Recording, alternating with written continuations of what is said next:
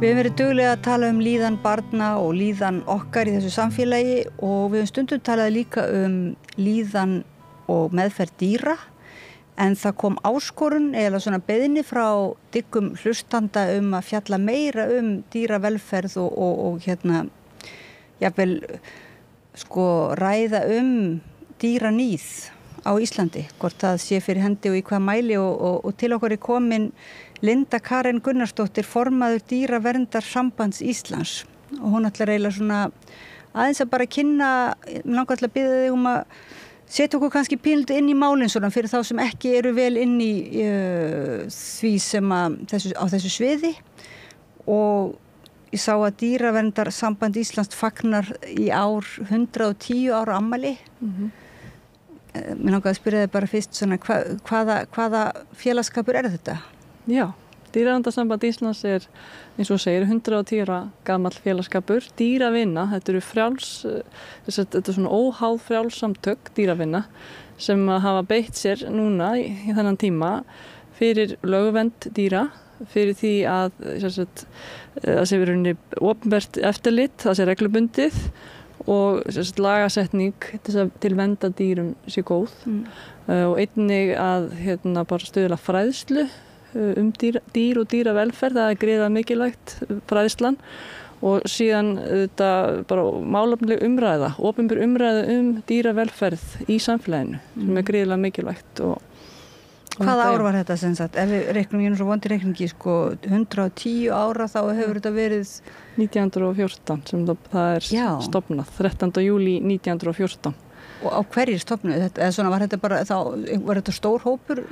Þetta var ágætlega stór hópur, þetta var ágætlega stór hópur, þetta var svona fram á fólk þarna og þá það helst var það hún Ingunn Einarsdóttir húsfreyja sem hafði bara frá barnsaldri beðið, hún var fædd í kringum 1850, minnum mig eitthvað svoleiðis og hún lá á bæn og var að biðja fyrir því að það myndi koma fram fólk sem væri tilbúið að vinna fyrir dýravelferð og hjálpa dýrum á Íslandi og það endaði þannig að 60 þá var það hún sjálf sem tók að skarið og hélt svona utan þennan hóp ásamt honum Tryggva Gunnarsinni sem var alþingismaður og fyrir alþingismaður þarna og bankastjóri Landsbankans og hann var rauninni frumherji í dýravelferð á Íslandi. Hann byrjaði að tala dýravelferð, fyrstur gaf út ritið dýravinin. Já, dýravinurinn og hann bók, svona bækur sem hann gaf út svona rit og hann fekk fjölda skáld hjálpuðunum komið og skrifuð í þetta blað, þetta rit eins og hann Þorsteinn Erlingsson og Matthías Jochumsson og og þau voru svona fram á fólkið og hugsjónafólkið og þau eru einmitt grafin Ingunn grafin í Hólavallakirkjugarði og Tryggvi í Alþingisgarðinum, garðinum fyrir aftan Alþingishúsi. Af því hann sá þann garð og óskaði eftir því að hann yrði grafin þar. Ætli setjast ekki fuglar á leiðin þeirra svona í þakkarskyni? Jú, það mætti halda það. Það stendur líka á leiðinast Tryggva vernda hlynur dýranna og ofsalega fallegt. Það er satt Þau náttúrulega byrjuðu bara strax að vinna. 1914 er félagið stofnað og þau rauninni leggja fram tillögu að frumvarpi að lögum dýravelferð og verndun dýra á Íslandi í lögum og þau gera það og lögin eru staðfest 1915 á Alþingi, þannig þau bara byrja með trompi og þetta mikill áfangi fyrir þau öll og bara fyrir landið og dýrin í landinu og þetta væri nú bara lög í 5 liðum og í dag er þetta náttúrulega miklu fleiri liðir, bara í 40 eitthvað svoleiðis og þannig þau byrjuðu á miklum krafti. Hvaða dýr voru það svona helst? Var það dýr almennt eða? Á þessum tíma var náttúrulega ástandið mjög slæmt. Það sem var mjög algengt var að dýr væru rauninni í mjög alvarlegum vanhöldum.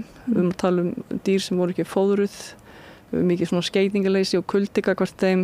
Aflífun var ekki gerð án, þau voru ekki svipt meðvitund áður. Eins og gert í dag. Geldingar voru ekki gerðar með deyfingu eða sveifingu. Þannig að þetta var allt svona baráttumál dýraverndarfélags. Það hét upprunalega Dýraverndarfélag Íslands. Þannig að, já. Og hvað hefur svo gerst á 110 árum? Það hefur núna frekar nýverið komið út, já, einmitt í mörgum lögum, á mörgum síðum, stór skýrsla frá Matvælastofnun ríkisins. Er það ekki MAST? Jú, er ekki MAST skammstöfun á Matvælastofnun? Jú, þú ert að tala um stjórnsýslu úttekt Ríkisendurskoðunar á eftirliti MAST með velferð búfjár. Það var gert, var það ekki fyrra sem hún kom út? Þú ert að tala um hana? Jú, ég er að tala um hana. Já, það er Ríkisendurskoðun sem skoðar MAST. Jú, því að málið það sko að þarna 1914 þá var sko aðbúnað dýra mjög slæmur og bara mjög alvarlegur í raun og veru. Þetta var náttúrulega áður lög voru til og allt svoleiðis, þetta var bara aðri tímar og virkilega mikilvægt starf sem þau unnu þarna. En í dag er þetta náttúrulega öðruvísi, en þetta er samt ekki ásættanlegt og við þurfum að hafa miklu öflugri eftirlit hérna á Íslandi. Almenningur hefur nú ekki er alveg upplýstur um það hvernig ástandið er út af öllum sem fréttaflutningi. Við erum að tala um bara mál sem að ítrekkaði vera að láta vita af og aðbúnað dýranna breytist ekki. Og það var einmitt það sem að dýraverndarsambandið lét gera skýrslu 2022 og það var Ólafur Ágústsson sem vann hana fyrir okkur og hann er í stjórn félagsins í dag. Og þá einmitt báðu hann um að skoða og koma fram með tillögur hvernig mætti bæta búfjáreftirlitið hér á Íslandi og hvernig staðan er. Og Ríkisendurskoðun kemst líka að bara sömu niðurstöðunni að þetta er ekki ásættanlegt. Matvælastofnun er að sýna mjög mikið langlunda geð í málum. Þau eru mjög varfærin þessar stofnunin þegar það er að bregðast við í einhverjum málum. Og líka það að vantar svona meiri eftirfylgni með málunum. Þau fá ábendingu, fara í málið og að málið er kannski alvarlegt eða ekki, eða vantar meiri eftirfylgni með málum sem er svo slæmt en þau líka eru ekki nógu vel mönnuð. Það er ég meina þau vantar fleira fólk. Dýraeftirlitsmenn eru gríðarlega fáir með við verkefnið. Verkefnið er náttúrulega risavaxið og það var áður þannig að þegar dýraeftirlit með dýravelferð var hjá sveitafélögunum þá voru það forðagæslumenn, í dag heitir þetta dýraeftirlitsmaður eða fólk.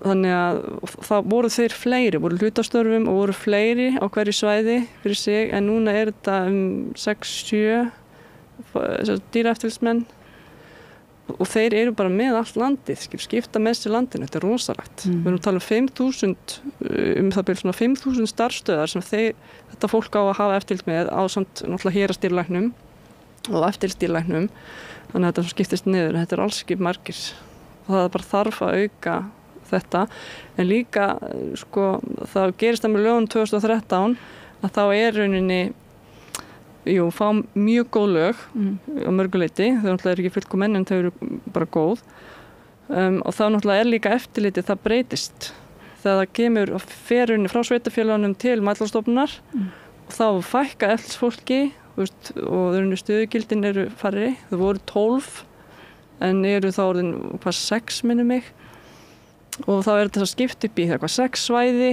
og þá er hver og einn að sjá sitt svæði og þetta er náttúrulega bara risavaxið fyrir og er þetta þá byggt á einhverju afneitun eða á þeirri trú og það ástandið sé orðið það gott að þurfi ekki meira eftirlit eða er verið að reiða sig á ykkur og almenning það er náttúrulega mikið af ábendingum er ekki sem berast frá bara fólki sem að algjörlega, það er náttúrulega líka það er verið að reiða sig mikið þarna á almenninga. Þetta er þetta eftirlit í staðan fyrir að vera þetta reglubundna eftirlit þar sem að forðagæslumenn fóru einu sinni ári í heimsókn og voru að taka út forða og bænda og þetta er heimsókn á sem er búfé, ekki gældyr. Reglulegar heimsóknir einu sinni ári þannig að bændur voru vissir um það, það kemur einhver frá yfirvöldum hérna, skoða aðbúnaðinn. En í dag er það þannig að eftir 2013 þetta fer til Matvælastofnunar alveg, eftirlitið, að þá er það þannig að já, að þá það þannig að þetta breytist. Að þá fækkar eftirlitsmönnunum og þetta fer í áhættu með eftirlit sem að raunin þannig að þeir sko fara sjaldnar. Stofnunin fer sjaldnar í staðinn fyrir einu svona ári. Hvað orðskrýp það? Áhættu miðað já, raunin bara á þeim bæjum sem að sýnt að gengur vel, það hugsa vel dýrin, að þá raunin minni áhyggjur og það raunin ekki eins mikil áhersla á kannski að fara svona oft. En það sem sagt miðað við það, eins og til dæmis í bara nautgripum, að í staðinn fyrir að fara einu svona ári alltaf á starfsstöðun eins og var einu svona á nautgripunum sem eru innilokuð, að það kannski á 3 ára fresti, það miðað við það sem 3 ára fresti, sem náttúrulega langur tími. En það sem að gerast líka út af því að það að koma mjög mikið inn á ábendingum til Matvælastofnunar frá almenningi sem mikilvægt. Að þá rauninni sko þetta svo mikið ábendingum og þeim ber að fara og sinna því að þá þau með einhverja áhætlun að heimsækja 20% bæjana á hverju svæði, en það þýðir það að ábendingarnar eru svo margar að stofnunin ekki að ráða við að fara einu í þessi 20% heimsóknir sem þeir ber að gera samkvæmt bara sínu markmiðum fyrir árið. Þá þýðir það kannski að eins og þú værir bóndi með nautgripi að þú fáir ekki heimsókn fyrir eftir 4 ár, en fyrir 3 ár getur fæst aftast bara því þau eru bara að drukkna.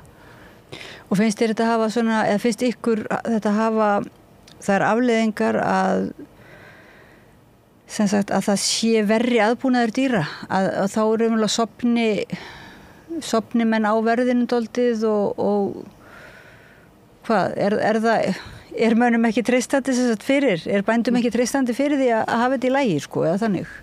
Jú, auðvitað trúi því og auðvitað eru til mjög góði bændur sem að hlutendur eru bara í mjög góðum málum, aðbúnaður dýrana mjög góður. En svo eru líka aðrir sem að ekki nógu góður og svo getur líka bara ýmislegt gerst. Þetta náttúrulega, það skiptir máli að það sé aðhald bara með þessum, þetta atvinnurekstur. Þetta náttúrulega ekki forréttindi, þetta dýrahald, búfjárhaldi, þetta ekki forréttindi, þetta ekki mannréttindi, þetta eru forréttindi, menni ég. Og það þarf náttúrulega að veita þessu aðhald, þetta atvinnurekstur og okkar svona sjónarmið hjá dýravernarsambandinu að þetta ætti að vera leyfisskylt að vera með búfé. Út af því að þá það bara algjörlega skýrt að ef þú ferð ekki að lögum og það náttúrulega fer eitthvað ferli í gang og þú ferð ekki að lögum og úrbætur ekki gerðar á staðnum, að þá getur viðkomandi mist leyfið. Þá það bara alveg skýrst. Þetta ykkar hugmyndir og þið setjið líka fram hugmyndir það ekki að þetta eftirlit, þar sem að þið álíktið að Matvælastofnun raunverulega þið ráðið ekki við þetta eftirlit, eftirfylgninni og eftirlitinu ábótavant, að þið mælist til þess að það veri búin til ný stofnun ekki, sem sérstaklega einbeiti sér að dýravelferð. Jú, að því að þetta stórt verkefni og það eru of fáir að sinna því okkar mati og það bara þetta bara, algjörlega nauðsynlegt að fjölga dýra eftir fólki og allir í kringum þetta. En það líka bara hvernig tekið á málunum sem þarf að skoða og það líka það sem að Ríkisendurskoðun benti náttúrulega á og einnig við í okkar líka í skýrslu Dýravernasambandsins reynslu af eftirliti mast með velferð búfjár að það bara allt of varfærin nálgun. Það líka það sem fólk svo ósátt við, það að tilkynna. Fólk tilkynna og lætur vita. Svo horfir það upp á að aðstæður dýranna eru ekki breyttar. Og það líka það sem Ríkisendurskoðun benti á, alltaf ár eftir ár eru hagi dýrana eins, frávikin, það látið vita frávikum en þrátt fyrir það breytast aðstæðarnar ekki. Og það það sem líka svo alvarlegt. Og svona sjáum við líka það sem líka eina ástæðan fyrir því af hverju Dýravernarsambandið leggur til að það verið tekið út Matvælastofnun sem dýravelferðin, þessi málaflokkur sem tekið þann út, líka bara út af því að það alltaf þessi hætta á svona hagsmuna árekstri á milli matvælaöryggis og matvælaframleiðenda kannski hagsmuna þeirra og síðan dýravelferðina. Og við sjáum það til dæmis í svínaræktinni þar sem það alveg skýrt í lögunum, bæði lögum og í reglugerð svínahaldið að það má ekki halaklippa grísi ódeyft. Það samt gert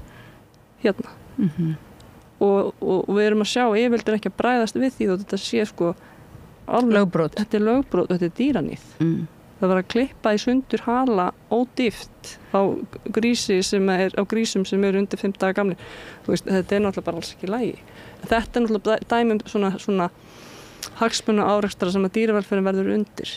Já, af því að sko öðru leyti finnst mann eins og það fari saman sko, sem sagt góður aðbúnaður dýra og þá raunverulega kannski bara svona lífvænlegra umhverfi sem ætti þá eiginlega að skila sér til sem sagt neytandans að það sé þá einhvern veginn líka betra fóður fyrir mannskepnuna sko. Já, algjörlega. Þannig að það finnst mann ekki að vera hagsmunaárekstur en það er sem hagsmunaárekstur líklega vegna þess að eins og líki hænsnarækt og öðru það er þetta sko að þá er það magnið sem að það er framleiðandinn sem vill eiginlega fremja lögbrot jafnvel til þess að eða hímast á þessu gráa svæði til þess að geta framleitt meira. En hvernig af hverju er Matvælastofnunin af hverju er hún með þeim sem er að selja vöruna í liði? Það skil ég ekki. Það er líka á hennar stofnunar, sko herðum stofnunarinnar líka sko er matvælaöryggi. Þetta er rosa mikið verkefnum sem þau hafa. Það er langur listi sko, þetta er mjög mikil verkefni sem þau hafa og rauninni þau eru með matvælaöryggi líka og fylgjast með frumframleiðslu á Íslandi og af matvælum sem er náttúrulega líka dýraafurðir þá en það þarf klárlega að okkar mati að kljúfa þetta í sundur, þetta sé bara alveg sér að því að sko það þarf ykkur að vera málsvari dýrana og sko þá á þannig hátt að málin klárast þannig að dýrun sé hólpin. Við erum að sjá það oft að dýr þurfa að þjást og meðan málir í ferli jafnvel ár eftir ár og það stendur alveg skýrt í lögum velferð dýra að dýr eigi ekki að þjást þau eigi ekki að líða sko sársauka og eða hungur og aðra vanrækslu málin í vor sem voru hross sem voru haldin á einhverjum uppnöguðu hólfi voru ekki með vatn. Það var látið vita lögreglan látið vita á 15. kvöldi að þessu og Matvælastofnunin náttúrulega upplýst þá líka væntanlega morguninn þegar Matvælastofnunin opnar og það var ekki farið og athugað með hrossin fyrir en á mánudegi. Þannig hrossin voru ekki með vatn en manneski sem tilkynnti fór með fóður til þeirra, gaðan hey en þau voru vasslaus allan í þennan tíma. Þetta er náttúrulega bara, dýrin voru þarna bara í hættu þeim leið hræðilega og þetta er þeim boðið upp á hér á Íslandi og það er skýrt í lögum og það á að bregðast við til vernda dýrum. Það þarf að vera miklu fljótari, miklu hraðari málsmeðferðir í þessu og það þarf að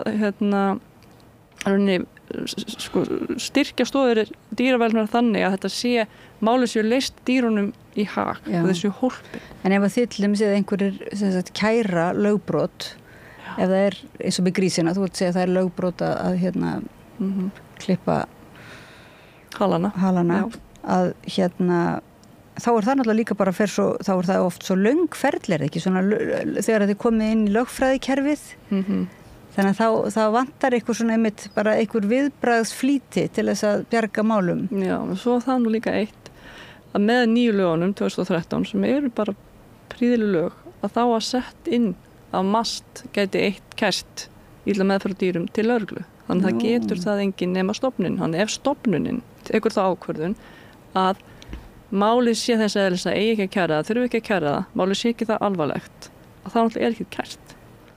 Þetta er nú svona frekar, finnst manni skrítið. Já, sérstaklega því að við erum að sjá það sko að stofnunin, mitt er svo að tala um hérna í Ríkisendurskoðun, þetta langlunda geð, við erum að sjá það. Eins og til dæmis mál hérna með búið að vera í mörg ár hérna í Borgarfirði, að hérna í Þverárhlíðinni, það sem er sauðfjárrækt, sauðfjárbúskapur, það sem að málin hafa bara verið í ólægi mjög lengi út af því fólki sem er með dýrin hefur ekki getu verið vera og þannig að dýrin er að þjást þarna mjög mikil, þau eru að bera bara sko undir beru lofti og ekkert eftirlit með þeim þannig að þau eru bara þarna án burðarhjálpar 1000 eða 100 dýra þar að segja og dýrin eru veik og lömbin eru veik mörg þarna og allan í vor þegar ég fór þarna og það var alltaf kvarta undir þessu hún Steinunn Arndóttir sem er dýravinnur og hefur mikið verið að vekja athygli á þessum málum, hún tók myndir og fór bara með þetta í fjölmiðla því hún er búin að vera tilkynna til mast og breytist ekki neitt og svo alltaf dýrin vera þjást og enga breytingar á högum dýrana og þá rauninni metur stofnunin það svo að dýrin sé ekki að þjást þannig að það þurfi að vörslusvipta sér, vel taka dýrin af fólkinu eða rauninni að sé eitthvað bústjóri sem taki þetta yfir af hálfu þeirra sko. Það var ekki niðurstaðan, þarna voru dáin lömb út allt, ég sá allan 2. Þetta ekkert eðlilegur búskapur. Þetta kallar náttúrulega á líka fyrsta, ef að stofnunin sem eftirlitsstofnunin er svo eina sem getur kært og það er ekkert eftirlit með eftirlitsstofnuninni þá kallar það svolítið á svona einhvers konar aktivismi eða aðgerðir af hálfu þeirra sem að bera hag dýrana fyrir brjósti eins og þetta og þá komum við til dæmis eins og á hvölunum og hvaða fleiri svona mál eru eru þið til dæmis líka með hvalina í ykkar, eru þið mest með búdýrin eða hvað? Já, sko, sem svona við erum með, sko, það er náttúrulega gríðamörg mál, það vantar ekki verkefni því miður í þessum málum. Þið flokki eða sem dýraníð? Sem er bara, það sem að þarf eitthvað að gera, það þarf eitthvað að breyta og laga og það er bara mjög mikið og dýraverndarsambandi er náttúrulega að, sko, þetta eru bara félagasamtök og það er rekið á félagsgjöldum og styrkjum, þannig að við erum að reyna að undirbúa okkur fyrir það að geta ráði starfsmann, það er svo mikið af verkefnum, við þurfum að hafa starfsmann. Og við getum rauninni bara tekið svona ákveðnar áherslur og við erum með þetta búfjár eftirlit, það er sem við höfum mjög miklar ágjur af. Dýr þurfa að hafa vernd á Íslandi og það er líka að skoða bara eftirlit með velferð gærudýra líka. Þetta er náttúrulega mjög stórt verkefni og fáir sem að sinna því, virðist vera, skipulagði þessu þannig. Og svo náttúrulega er hvalveiðarnar og við höfum mjög miklar ágjur af þeim. Það er alveg sýnt að þetta er andstætt lögum með velferð dýra. Dýrin náttúrulega þjást þarna gríðarlega. Þegar skotin geiga eða eitthvað gerist, það bara komið ljós og það var mjög hátt hlutfall, með eitthvað hátt í 40% dýrana sem að þjáðist bara mjög, mjög mikið og lengi. Þáði þetta dauðastríð sem við viljum ekki að dýr upplifi, dýr er ekki að þjást. Þannig að það er bara kafli í íslensku sögu sem það bara ljúka. Það á bara að hætta hvalveiðum á Íslandi. Alveg. En hvernig finnst þér það ganga svona? Þú veist, eins og þetta er náttúrulega búið að ganga bara á ýmsu og svo einmitt er fólk bara sem einstaklingar og dýravinir sem að beita sér og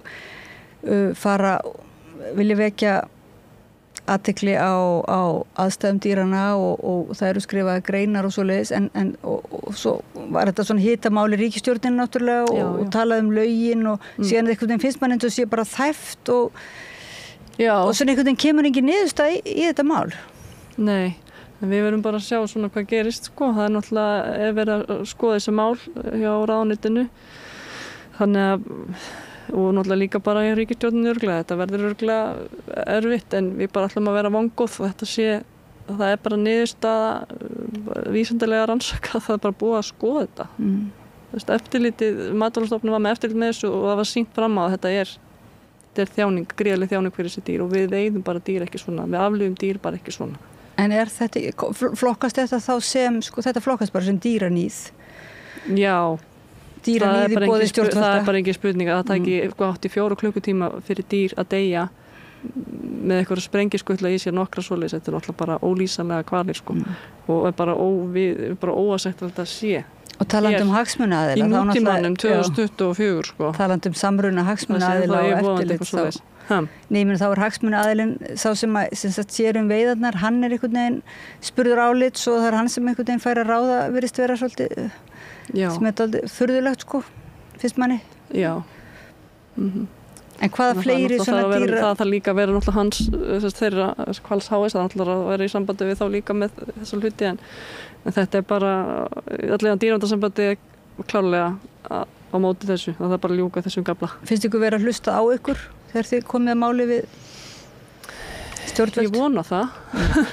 Ég vona það, en við trúum því náttúrulega að fólk vilji dýrum vel og það er náttúrulega bara framtíðin okkar mati er bara aukin dýravelferð og meiri svona viðurkenning á bara að það dýr þau eru skynigætar verur og það er líka það sem var sett inn í lög dýravelferð 2013 og svona mjög mikið framfara skref sko bara í heiminum raun og veru, mjög fá lönd sem að hafa þetta að það er viðurkennt hér á landi að dýr eru skynigætar verur þannig að þau rauninni eru með sitt eigi svona gildi og þau finna til og hafa tilfinningur á það bara svona svo við, þannig að við þurfum að gera ráð fyrir því og þetta er bara mjög gott að þetta sé þarna í lögunum.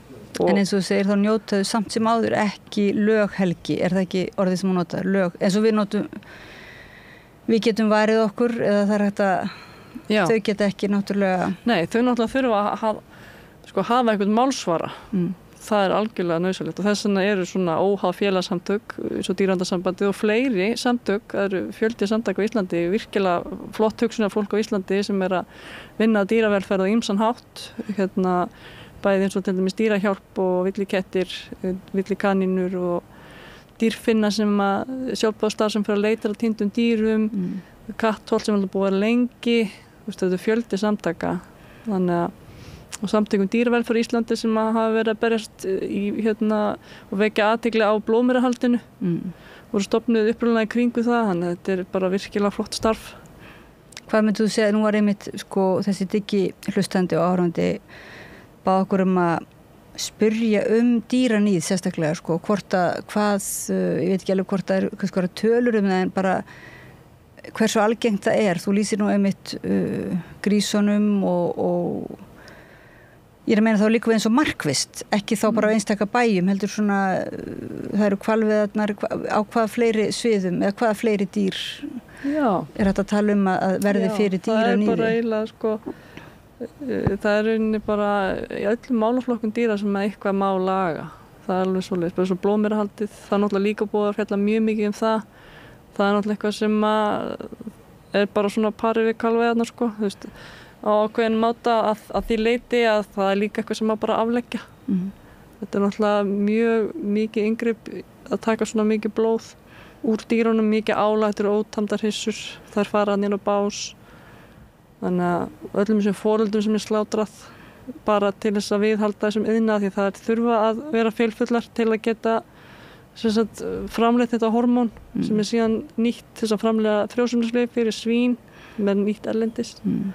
Þannig að þetta er svona hringur, mjög sorglegur hringur þar sem að dýrin þurfa að líða til þess að við getum framleitt, eða við manneskjurnar verum að framleiða meira kjöt, að nýta meira, hver gilda getur eignast á fleiri afkvæmi og oftar. Miklu fleiri afkvæmi en hún rauninni ætti að geta haft og hefur ekki nógu spena, þannig að þessi grísir deyja út og hún getur ekki fætt á alla, þannig að þetta er bara alls ekki nógu gott. Og svo það hænurnar, er það ekki? Það hafa nú stundu komið rataði fréttir, greyin, það eru nú svona svolítið miklu máleysingjar. Og sumir myndi segja að þær veri ekki, myndi jáfnvel flokka þær ekki sem mjög skynigætar. Það er svona smá stigveldi fyrst manni, hvalir eru vissulega taldir vera skynigætar verur en svo svona tala kannski fæstir að virðingu fyrir hænum. Það er ekki kannski bara að því að fólk kannski þekkir ekki þessi dýr. Jú, hann er líka það erum kannski mörg svona fjarlæg sumum dýrum eins og þessum dýrum sem eru bara svolítið lokuð inni, það er þá eins og svínin sem við sjáum aldrei nema kannski í húsdýragarðinum og svo hænurnar sem eru mikið tillokaðar inni þannig. Ég man ekki til þess að einhver hafi svona einhverjir upplýstir aðgerðasinnar og dýravinir hafi farið svona til þess að frelsa hænur í kjölfara fréttum að þær séu lokaðar inn í stórum hópum eða manstu eftir því svona átaki? Nei, það hefur nú ekki verið svoleiðis en ég held að það muni heldur ekki leiða til neinna breytinga. Þetta er þetta alifugglahald og svínahaldið, þetta er náttúrulega þauleldi að kallast, verksmiðju búskapur, þetta eru bara dýrin eru bara eins og einingar, þau eru ekki að upplifa það að fá að njóta svona síns eðlilega atferlis, þau eru lokuð inn í búrum, það hænurnar þá til dæmis.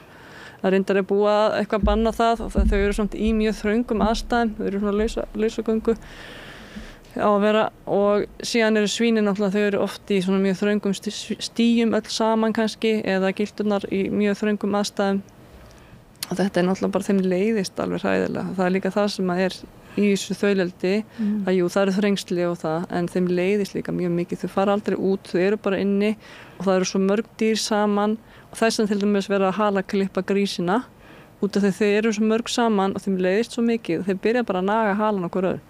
Það er ástæðan fyrir því að halin er tekin. Þannig að auðvitað eru ykkur bæir sem eða staðir, bæir sem eru það bara litlir með litla framleiðslu á þessum afurðum frá dýrum.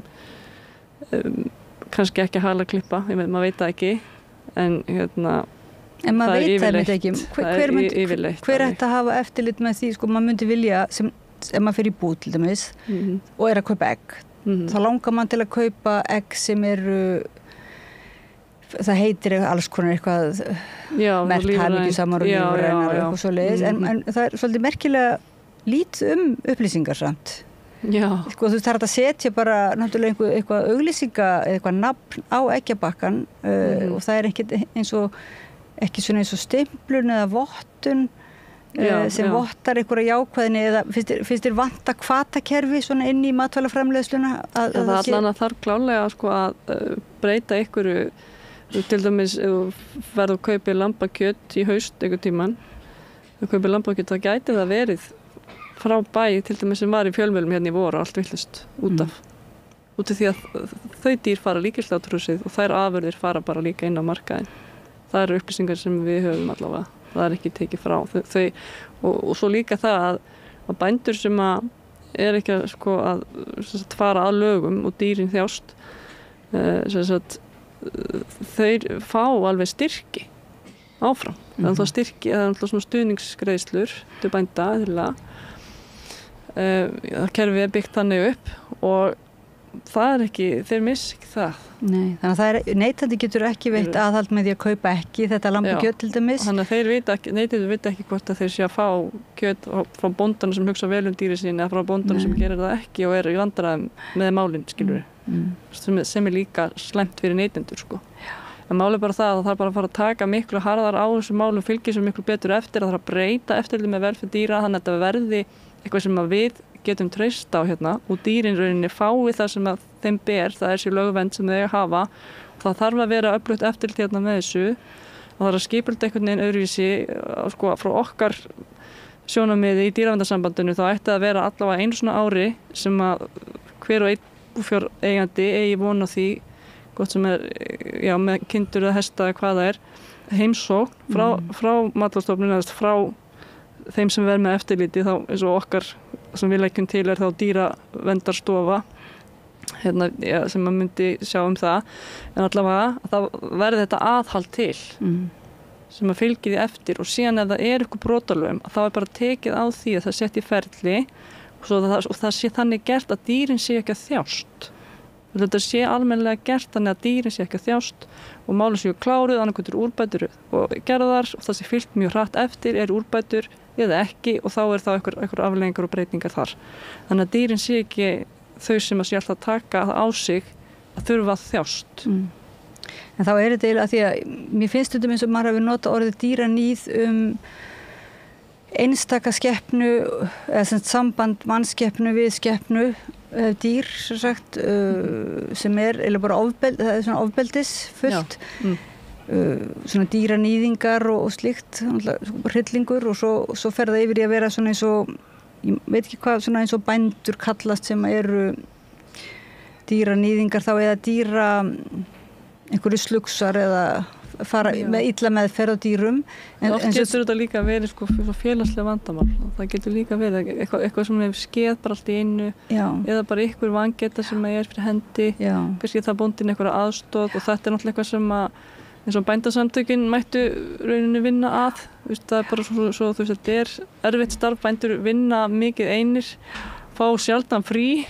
þannig að þetta er erfitt á sáluna líka þetta starf og það þarf náttúrulega að bændasamtökin þurfa líka kannski og líka bara svona kannski samfélagi kring, sveitafélagið svona þarf að vera eitthvað svona net líka fyrir bændur á okkar mati En já, það þarf bara að vera miklu betra ferli hérna í gangi og miklu öflura og betra eftirlit skipulagi af því þetta lítur svolítið út eins og það hefði verið einhvers konar sparnaður hérna 2013 að minnka sniðið á svo svona mikið, fara með þetta í áhættu með eftirlit. Bara við sjáum það núna að það hefur ekki skilað árangri. Af því að við erum að fá upplýsingar sko dýraverndarsambandið, við fáum alveg ábendingar líka og við sjáum það bara að þetta er ekki ásættanlegt. Það eru fleiri svona mál sem þetta er áralöng mál sem að dýrin eru bara í sömu aðstæðum ár alltaf verið tilkynna, breytist ekki. Einhverju leyti þetta finnst manni svona sameiginlegt sem maður heyri hérna við Rauða borðið mikið í svo mörgum málaflokkum vöntunin á eftirliti eiginlega bara á öllum sviðum og vöntunin á eftirfylgni með góðum, ef það eru góðar aðgerðir þá vantar eftirfylgnina. En það sem ég var að hugsa áðan með þetta dýraníð sko, það er einmitt svolítið leiðinlegt þegar að þessi dómur yfir þá kannski sem eiga ekki bara dýrin eiga bátt heldur mannskepnundan líka eiga bátt sem sagt vegna einhverja og eiga þá kannski ekki skilja að vera að kalla dýranýðingar en þetta er allavega vanræksla á sér stað á svæðinu en svo finnst manni eins og kannski dýranýðshugmyndin það sé hægt að nota orðið dýranýð samt til dæmis eins og meðferð okkar á hvölum sem er ekki einn einstaklingur á móti einu dýri en það er orðið einhvers konar svona það er svolítið gróft hvernig er það ekki hvað við leyfum á mörgum sviðum og gagnvart eins og svínunum sko. Þannig að það er einhvers konar dýraníð. Við erum bara að nálgast þetta nýjan hátt. Við náttúrulega erum kannski svolítið svona á tímamótum. Það er mjög mikla breytingar í samfélaginu og tæknibreytingar og bara breytingar til góðs á bara svið mannréttinda og vonandi líka umhverfisverndar að við séum að verða meira meðvituð og það er náttúrulega bara heimurinn eins góður og fólki sem er í honum. Þannig að það er bara svolítið okkar að stíga skrefið og rauninni bæta til dæmis eins og í okkar málflokki það er náttúrulega bara að auka velferð dýra, það náttúrulega þarf að auka fræðslu og dýraverndarsambandið þarf náttúrulega bara líka að verða bara svolítið öflugra. Við erum 6 manns sem erum í stjórninni og við þurfum eignast starfsmann og helst starfsmenn eða starfsfólk og bara byggja upp öflugt félag sem er bara félag dýravenna sem er málsvari dýrana í samfélaginu sem að veitir svona þrýsting, yfirvöldum þrýsting þau náttúrulega eru að vinna sitt starf, yfirvöld og þau náttúrulega eru líka vissulega málsvara dýrana, Matvælastofnun á að vera það náttúrulega en það þarf líka þetta utan að koma til afl þannig að dýraverndarsambandið er félag almennings Getur við bent hlustendum og áhorfendum á vefslóð eða einhvern stað til þess að ef mann vilja gerast félagar til dæmis? Já, það er dýravend.is það er að gerast félagi þar og einn er að gerast bakhjarl dýraverndarsambandsins og þá er maður orðinn dýravendari sem veitir svona mánaðarlegan stuðning og það er unni það fé sem við erum að nota þá til að geta haft starfsmann. Finnst þér að fara eftir aldri, finnst þér yngra fólk vera meðvitaðra dýravernd eða er þetta bara á hverjum svæðum hefur tekið eftir einhverju svona sem? Það er mjög mikil hreyfing hjá ungu fólki, mikil aukning á meðvindun bara hjá ungu fólki dýravelferð, mjög mikið ungu fólki sem er til dæmis að borða minna af dýraafurðum eða ekki, er þá grænmetisætur eða vegan, þannig að það er alveg mikil áhugi í ungu fólki. En það er líka eldra fólki og dýraverndarsambandið er búið að vera til mjög lengi þannig að við erum alveg líka með eldri félögum sem hafa verið félaga lengi sko. Má ég spyrja þig sjálfa svona undir lokin hvernig kom til að þú fórst að beita þér og vinna svona markvisst í þessum máli? Já, ég bara síðan ég var krakki þá hef ég alltaf haft rosalega mikinn áhuga á dýrum.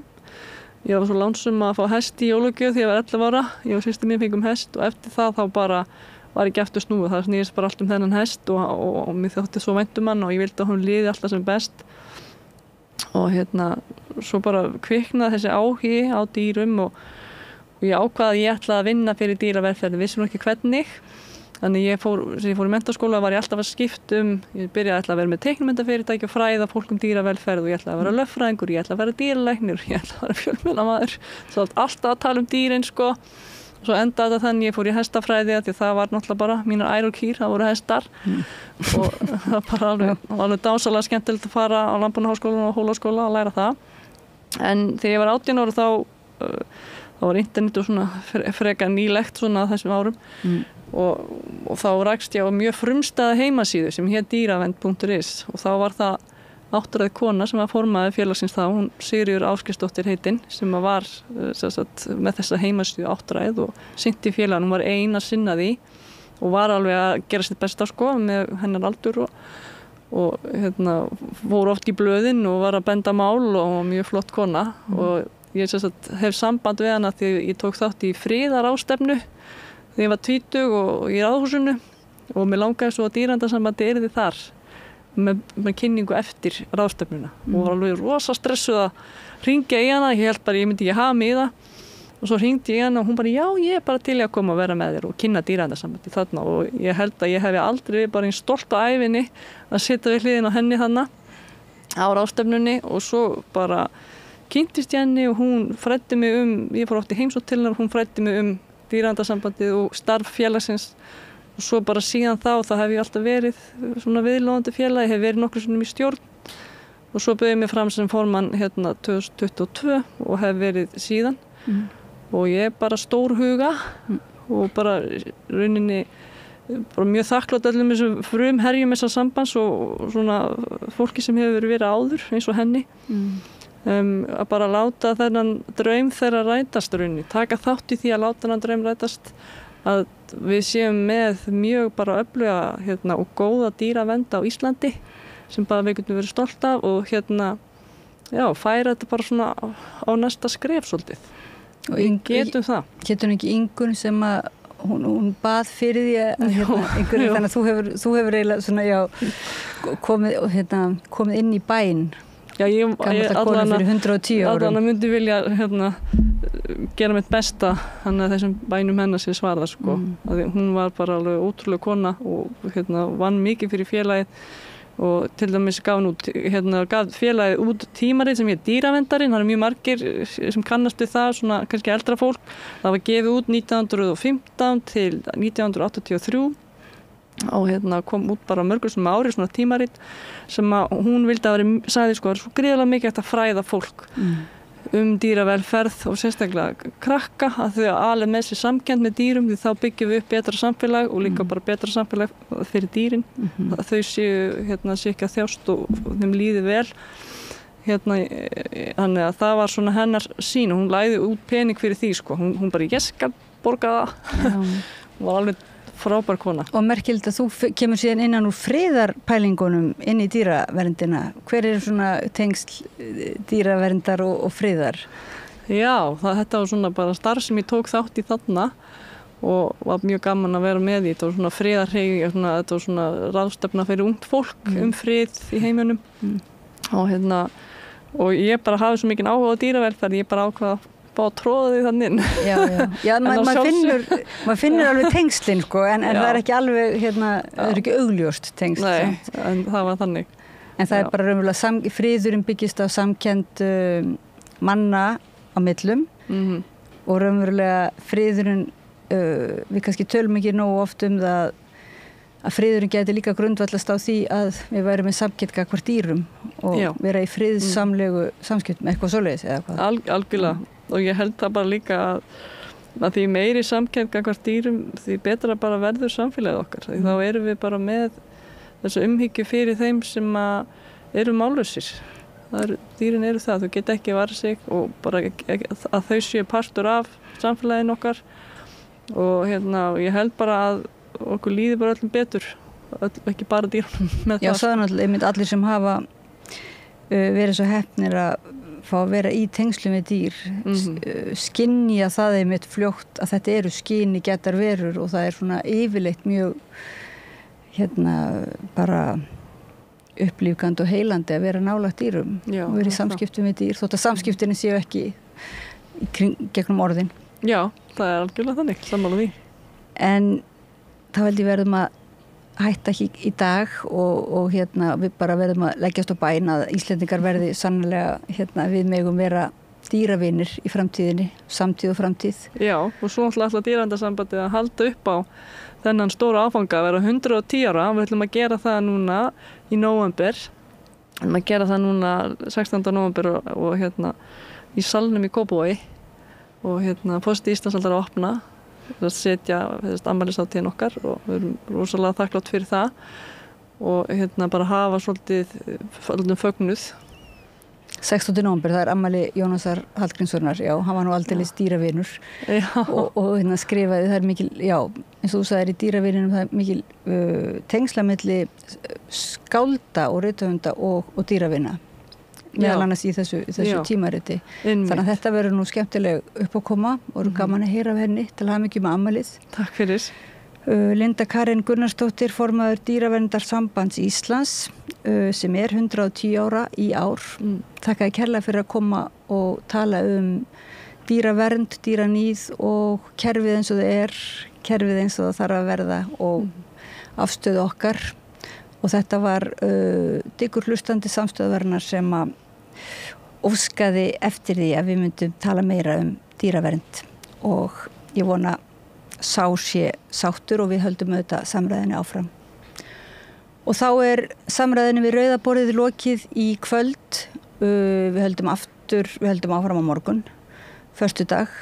Þá er það vikuskammturinn og svo er þétt dagskrá helgina líka og í næstu viku auðvitað.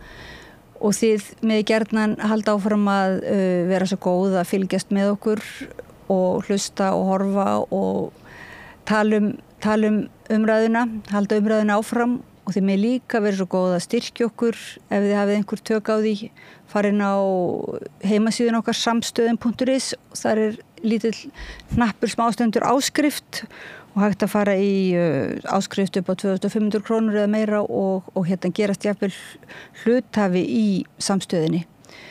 Af því að samstöðin er svona alternatífur fjölmiðill í eigu bara hlustenda og áhorfenda. En þá segjum við það gott í kvöld og þökkum Pétur Fjellsteð og Hjálmari Friðriksinni fyrir tæknistjórn og öllum viðmælendum. Þá voru við Oddný Eir, Gunnar Smári og Björn Þorláksson sem að sátum við hljóðnumann spyrjanda megin og segjum góða nótt. Segðu það á Samstöðinni. Samstöðin er í eigu hlustenda, áhorfenda og lesenda. Sláist í hópinn og gerist áskrifendur.